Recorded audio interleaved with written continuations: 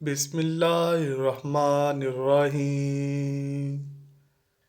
حضرت تمیم بن اوس رضی اللہ تعالیٰ عنہ قبیلہ لخم کی شاخ سے ہیں اور لخم یارب بن قحطان کی نسل سے ہے۔ گویا تمیم داری رضی اللہ تعالیٰ عنہ قحطانی النسل ہیں۔ آپ کی ایک بیٹی تھی حضرت رقیہ، جس سے آپ کی کنیت ابو رقیہ ہے۔ اس کے علاوہ آپ کی کوئی اولاد نہیں تھی۔ ساتویں پشت پر آپ کے جد امجد کا نام الدار تھا۔ انہی کی طرف نسبت کی وجہ سے الداری کہے جاتے۔ حضرت تمیم ملک شام میں فلسطین کے رہنے والے تھے اور مذہباً نصرانی تھے۔ حضرت محمد صلی اللہ علیہ وآلہ وسلم کے اعلان نبوت سے پہلے آسمانی کتابوں کی پیشن گوئی کے مطابق جہاں اور بہت سے اہل کتاب نے نبی آخر الزمان صلی اللہ علیہ وآلہ وسلم کی ہجرت کی جگہ اپنے وطن سے منتقل ہو کر بود و باش اختیار کر لی، حضرت تمیم رضی اللہ تعالیٰ عنہ نے بھی اسی طرح ہجرت نبی صلی اللہ علیہ وآلہ وسلم کے باشندہ ہو چکے تھے، مگر تجارت کی غرض سے ملک شام کا سفر ہوتا رہتا تھا۔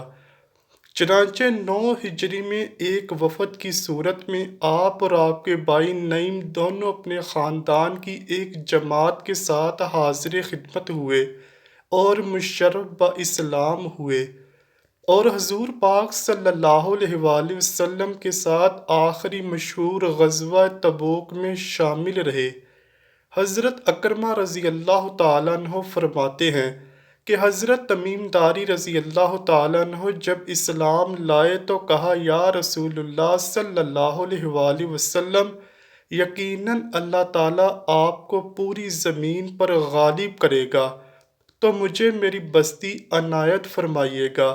حضور پاک صلی اللہ علیہ وآلہ وسلم نے فرمایا، ٹھیک ہے، اور اس کی سند دستاویزات لکھ کر دے دیں۔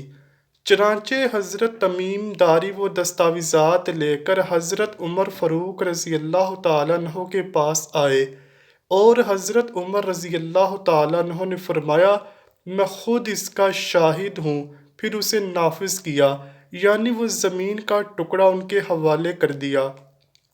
حضرت لیث تابعی فرماتے ہیں کہ حضور پاک صلی اللہ علیہ وآلہ وسلم نے تمیم سے یہ بھی کہا تھا کہ اس بستی کو فروخت نہ کرنا۔ فرماتے ہیں کہ وہ بستی آج تک حضرت تمیم داری کے خاندان کے قبضے میں ہے۔ کتاب الصحابہ المدینی میں ابن قتیبہ کے حوالے سے یہ تفسیر درج ہے۔ ابو ہند کہتے ہیں کہ تمیم داری اپنے ساتھ ملک شام سے روغن، زیتون اور قندیل اور رسی لے کر چلے۔ جب مدینہ پہنچے تو اتفاق سے شب جمعہ تھی۔ تمیم داری نے اپنے غلام ابو البرات کو حکم دیا، وہ اٹھا، رسی باندھی اور قندیل لٹکائی، اس میں پانی اور زیتون کا تیل ڈالا، پھر بتی لگائی، پھر ابو البرات سے کہا کہ اسے سلگاؤ۔ چنانچہ اس نے سلگایا۔ حضور پاک صلی اللہ علیہ وآلہ وسلم نے دریافت کیا، یہ روشنی کس نے کی ہے؟ صحابہ نے کہا، تمیم نے۔ یا رسول اللہ صلی اللہ علیہ وآلہ وسلم، اس پر حضور پاک صلی اللہ علیہ وآلہ وسلم نے فرمایا، یعنی تم نے اسلام کو روشن کر دیا، اللہ تعالیٰ تمہیں دارین میں نور عطا کرے۔ حضرت فاطمہ بنت قیس رضی اللہ تعالیٰ عنہ بیان کرتی ہیں کہ میں نے رسول اللہ صلی اللہ علیہ وآلہ وسلم کے منادی کو سنا، وہ اعلان کر رہا تھا، الصلاۃ جامعہ۔ میں نماز کے لیے نکلی اور رسول اللہ صلی اللہ علیہ وآلہ وسلم کے ساتھ مردوں کے پیچھے عورتوں کی صف اول میں ظہر کی نماز ادا کی۔ آپ صلی اللہ علیہ وآلہ وسلم نماز سے فارغ ہو کر ممبر پر بیٹھے، جبکہ اس دن پہلے سوائے جمعے کے ممبر پر نہیں چڑھتے تھے۔ آپ صلی اللہ علیہ وآلہ وسلم کے چہرے پر اس وقت مسکراہٹ تھی۔ آپ صلی اللہ علیہ وآلہ وسلم نے فرمایا، ہر شخص اپنی اپنی جگہ پر بیٹھا رہے۔ اس کے بعد آپ صلی اللہ علیہ وآلہ وسلم نے فرمایا، جانتے ہو میں نے تم کو کیوں جمع کیا؟ انہوں نے عرض کیا نہیں یا رسول اللہ صلی اللہ علیہ وآلہ وسلم۔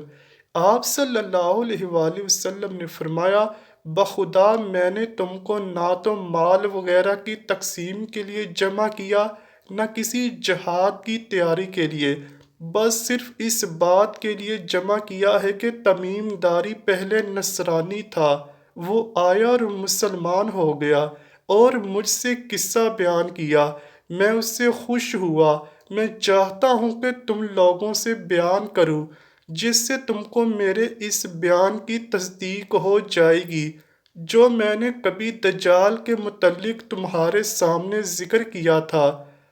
وہ کہتا ہے کہ ایک بڑی کشتی میں سوار ہوا جس پر سمندروں میں سفر کیا جاتا ہے، ان کے ساتھ قبیلہ لخم اور جذام کے 30 آدمی اور تھے۔ سمندر کا طوفان 1 ماہ تک ان کا تماشا کرتا رہا، آخر مغربی جانب ان کو جزیرہ نظر آیا جس کو دیکھ کر وہ بہت مسرور ہوئے اور چھوٹی کشتیوں میں بیٹھ کر اس جزیرے پر اتر گئے۔ سامنے سے ان کو جانور کی شکل کی ایک چیز پر نظر پڑی جس کے سارے جسم پر بال ہی بال تھے کہ ان میں اس کے اعضائے مستورہ تک کچھ نظر نہیں آتے تھے۔ لوگوں نے اس سے کہا کم بخت تو کیا بلا ہے؟ وہ بولی میں دجال کی جاسوس ہوں، چلو اس گرجے میں، وہاں ایک شخص ہے جو تمہاری خبروں کا مشتاق ہے۔ یہ کہتے ہیں کہ جب اس نے ایک آدمی کا ذکر کیا تو اب ہم کو ڈر لگا کہ کہیں وہ کوئی جن نہ ہو۔ ہم لپک کر گرجے میں پہنچے تو ہم نے ایک بڑا قوی ہیکل شخص دیکھا کہ اس سے قبل ہم نے ویسا کوئی شخص نہیں دیکھا تھا۔ اس کے ہاتھ گردن سے ملا کر اور اس کے پیر گھٹنوں سے لے کر ٹخنوں تک لوہے کی زنجیروں سے نہایت مضبوطی سے جکڑے ہوئے تھے۔ ہم نے کہا تیرا ناس ہو، تو کون ہے؟ وہ بولا تم کو میرا پتہ کچھ نہ کچھ لگ ہی گیا ہے، اب تم بتاؤ کہ تم کون ہو؟ انہوں نے کہا ہم عرب کے باشندے ہیں، ہم ایک بڑی کشتی میں سفر کر رہے تھے، سمندر میں طوفان آیا اور 1 ماہ تک رہا، اس کے بعد ہم اس جزیرے میں آئے تو یہاں ہمیں ایک جانور پر ہماری نظر پڑی جس کے تمام جسم پر بال ہی بال تھے۔ اس نے کہا کہ میں جاسوس ہوں، چلو اس شخص کی طرف جو اس گرجے میں ہے، اس لیے ہم جلدی جلدی تیرے پاس آ گئے۔ اس نے کہا مجھے یہ بتاؤ کہ بیسان شام میں ایک بستی کا نام ہے کہ کھجوروں میں پھل آتا ہے یا نہیں؟ ہم نے کہا ہاں آتا ہے۔ اس نے کہا وہ وقت قریب ہے جب اس میں پھل نہیں آئے گا۔ پھر اس نے پوچھا اچھا بحیرہ طبریہ کے متعلق بتاؤ، اس میں پانی ہے یا نہیں؟ ہم نے کہا بہت ہے۔ اس نے کہا وہ زمانہ قریب ہے جب اس میں پانی نہیں رہے گا۔ پھر اس نے پوچھا زغر شام میں ایک بستی کا نام ہے کہ چشمے کے متعلق بتاؤ، اس میں پانی ہے یا نہیں، اور اس بستی والے اپنے کھیتوں کو اس کا پانی دیتے ہیں یا نہیں؟ ہم نے کہا اس میں بھی پانی بہت ہے اور بستی والے اسی کے پانی سے اپنے کھیتوں کو سیراب کرتے ہیں۔